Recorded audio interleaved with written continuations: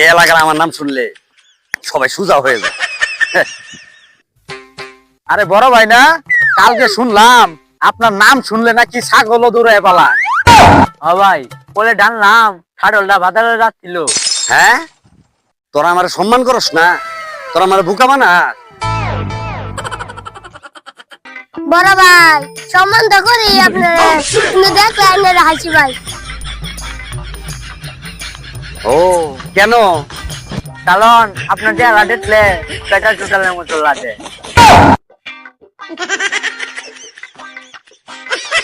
ভাই আপনি তো তাহলে বুদ্ধিমান, আপনার একটা প্রশ্ন করি। প্রশ্ন করবি? তোর প্রশ্ন। বড় ভাই বলেন তো, একটা মুরগি যদি ছাদের উপরে ডিম পারে তাহলে ডিমটা কোন পাশে পড়বো? এটা কোনো প্রশ্ন করলে ডান দিকে পড়বো। মুরগি টুনো ডিম খাটে ডিম পারে। আজকে কিন্তু তোরা বেশি চালাকি করতেছ।